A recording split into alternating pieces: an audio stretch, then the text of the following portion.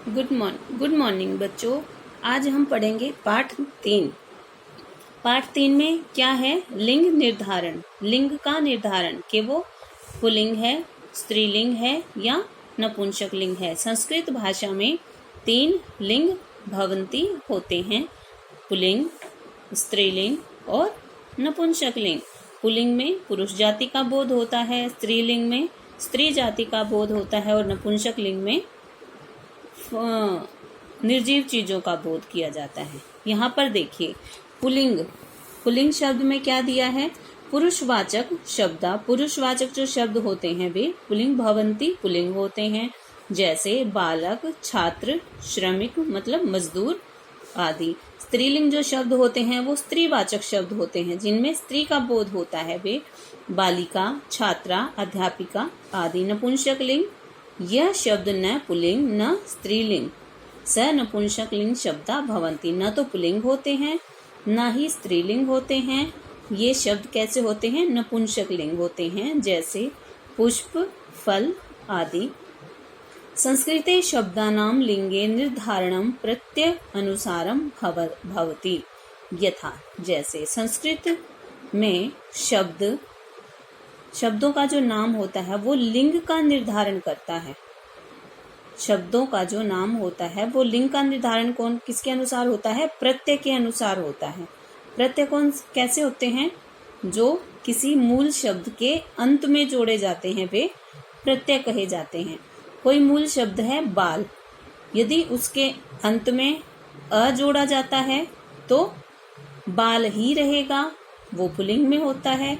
यदि उसके अंत में आ जोड़ा जाता है तो वो आकारांत हो जाता है, वो स्त्रीलिंग में बोले जाएंगे उनको।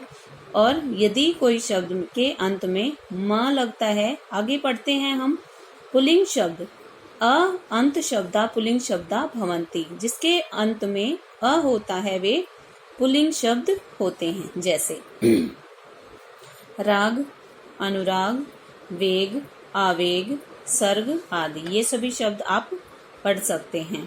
एते सर्वे शब्दा अंतयुक्त प्रत्यय निर्मिता येषां प्रयोग पुल्लिंगे भवति।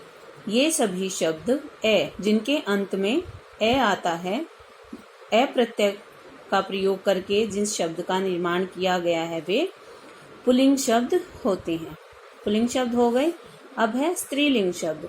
अत्र अपि प्रत्ययानां योगेन, यहाँ पर प्रत्यय का योग स्त्रीलिंग शब्द को निर्मित करता है, बनाता है। जैसे शब्द के अंत में आ आता है, शब्द के अंत में क्या आता है, आ।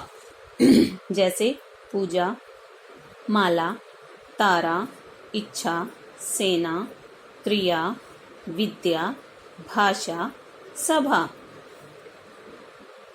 ये जिसके अंत में आ आता है वे भी स्त्रीलिंग होते हैं, जिसके अंत में बड़ी ई आती है वे भी स्त्रीलिंग शब्द ही होते हैं। जैसे नदी, देवी, कुमारी, लेखनी आदि। जिस शब्द के अंत में ता प्रत्यय का प्रयोग होता है वे भी स्त्रीलिंग शब्द होते हैं। मधुरता, कोमलता, कटुता, शुभ्रता, स्वच्छता, स्थूलता, लघुता, कठोरता, नीचता, उच्चता, कुटिलता, धीरता, साधुता। जिस शब्द के अंत में ति शब्द का प्रयोग किया जाता है, ति प्रत्यय का प्रयोग किया जाता है, वे भी स्त्रीलिंग शब्द ही होते हैं। श्रुति, मति, गति, कांति, स्मृति आदि। नपुंसक लिंग शब्द इन्होंने बताए हैं।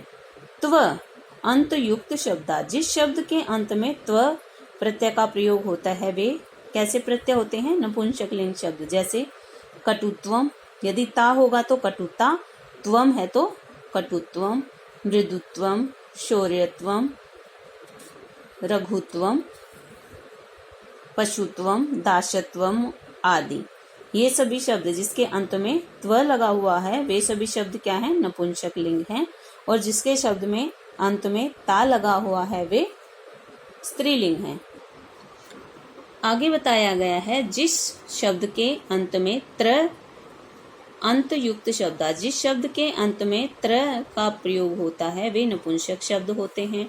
नेत्रम, पत्रम, गात्रम, छत्रम, चित्रम, वस्त्रम, अस्त्रम, शस्त्रम, पात्रम, चरित्रम, मित्रम, यंत्रम आदि।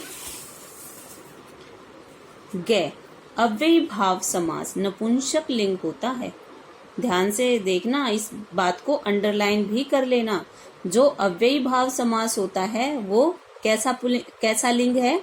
नपुंसक लिंग है, जिसके उपसर्ग का प्रयोग किया गया है। नि, निर्विघ्नम, प्रति, प्रतिदिनम, प्रति, प्रत्येकम, उपगंगम, यथा शक्ति। जो अव्यय भाव समास में जिनका प्रयोग किया जाता है वे कैसे शब्द होते हैं? नपुंसक लिंग। अगले पॉइंट पे चलिए। अण, जिस शब्द के अंत में अण शब्द का प्रयोग होता है वे भी नपुंसक लिंग होते हैं, जैसे कारणम, शरणम, ऋणम, तृणम, पर्णम, उदाहरणम, कल्याणम, स्वर्णम आदि। आगे शब्द दिए हैं उभयलिंग शब्द। उभयलिंग शब्द वे होते हैं जो ना तो पुल्लिंग में गिने जाते हैं, ना ही स्त्रीलिंग में गिने जाते हैं, और जिन्हें ना ही नपुंसक लिंग में गिना जाता है। जो किसी भी लिंग में नहीं गिने जाते उन्हें उभयलिंग कहा जाता है। जिन शब्दों पर अपवाद है कि ये शब्द पुल्लिंग में है, ये शब्द स्त्रीलिंग में है, या ये शब्द नपुंसक लिंग में है, उन्हें उभयलिंग में डाल दिया है। पढ़ लीजिएगा। कंदुकम, कपटः, कपालः, कलशः, ये सभी शब्द आप पढ़िएगा। ध्यान देने योग्य तथ्य दिए हैं। ये शब्द पुल्लिंग वाचक भवन्ति। ये जो शब्द हैं उभयलिंग जो हैं वो पुल्लिंग भी होते हैं, वे पुल्लिंग शब्द में गिने जाते हैं, जैसे सैनिकः। ये शब्द अंतयुक्त, जिस शब्द के अंत में ए लगता है वे पुल्लिंग वाचक होते हैं, जिसके अंत में आ ई लगता है वे स्त्रीलिंग होते हैं, और जिस शब्द के अंत में जो नपुंसक लिंग शब्द होते हैं वे भी उभयलिंग में गिने जा सकते हैं।